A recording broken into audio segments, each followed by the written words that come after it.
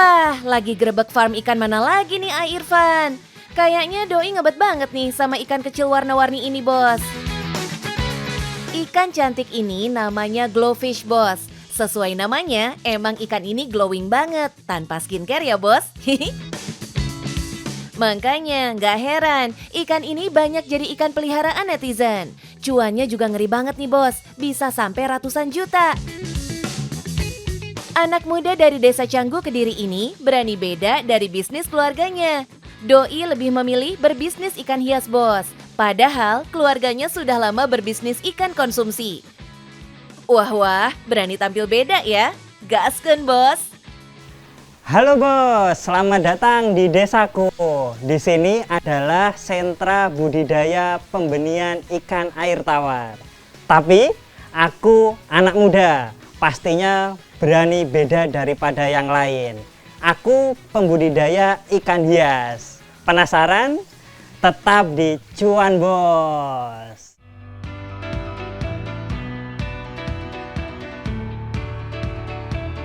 Wah, gebrakan baru nih Mas Azam. Padahal Mbah Kakungnya Mas Azam ini perintis pertama pembenihan ikan gurame dan tawes di desa Canggu. Kemudian bisnis ini turun ke anak cucu sampai ke ayahnya Azam.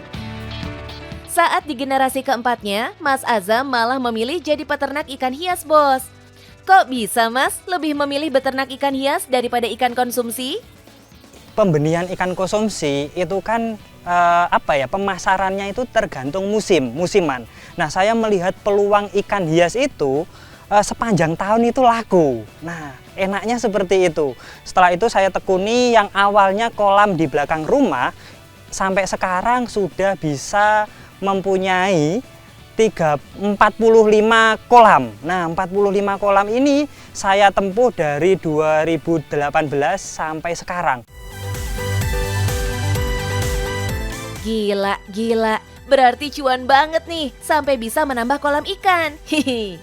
Apalagi peternak ikan glowfish masih sedikit banget, Bos. Pantes ikan glowfish Mas Azam laris manis di pasaran. Kios-kios akuarium itu menyerbu. Nah, tapi yang produksi sangat sedikit. Nah, kalau itu saya menangkap peluang itu.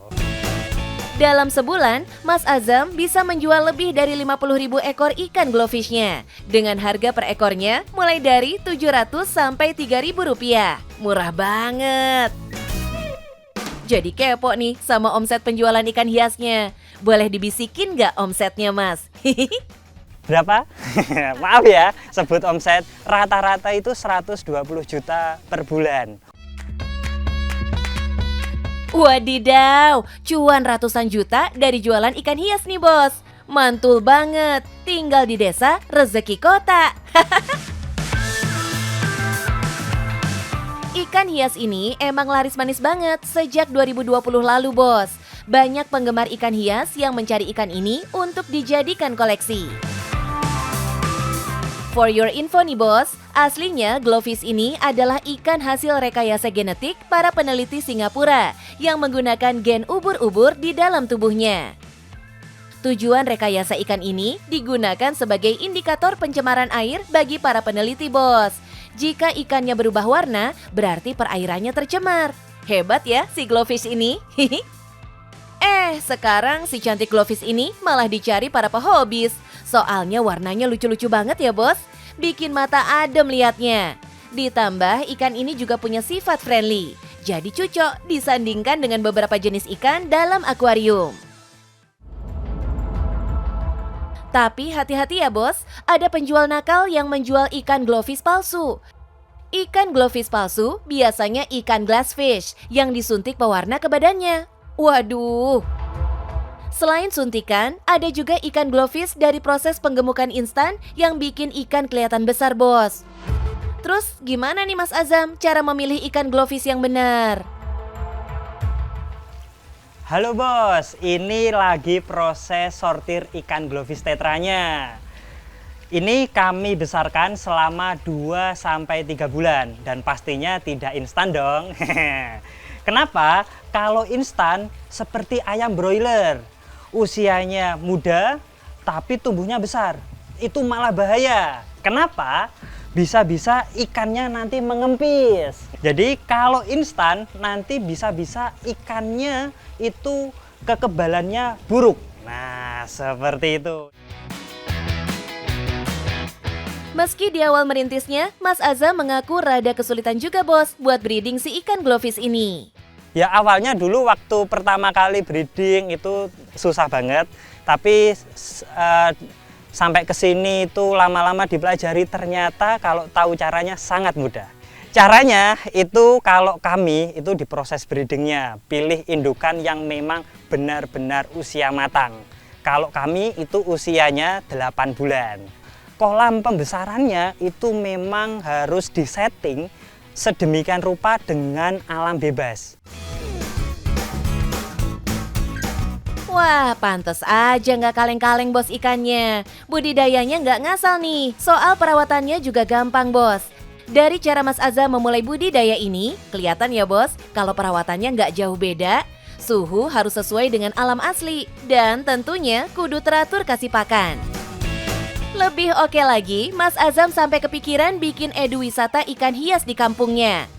Edan nih, cuannya bisa double-double, nggak cuma dari penjualan ikan, tapi juga dari edu wisata ini. Asik! Di desa Canggu ini adalah sentra budidaya perikanan. Nah, bisa dikatakan salah satu terbesar di Indonesia. Tapi masih belum ada tanda kutip pintu masuknya kalau mau wisata edukasi, mau belajarnya di mana, lewat mana itu belum ada.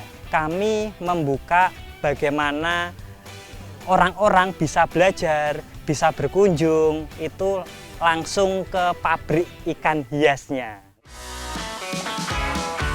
Asyik, para bos jadi bisa kemari buat belajar budidaya ikan hias nih. Mantap tenan Mas Azam. Begini nih kalau anak muda beraksi, agak lain emang. Kerennya lagi bos, kalau mau beli ikan di sini nggak pakai ribet nih. Tinggal buka aja platform buatan Mas Azam di internet. Pilih mau beli ikan apa, lalu paket ikan akan langsung dikirim ke rumah pembelinya. Mantap, Mas Azam sudah memanfaatkan digital marketing untuk memperluas jangkauan pembeli ikannya. Salut deh Mas. Milenial cerdas, cari cuan begini. Nah bos, aku sebagai anak muda berani bikin gebrakan baru. Kalian kapan? Yang penting cuan bos.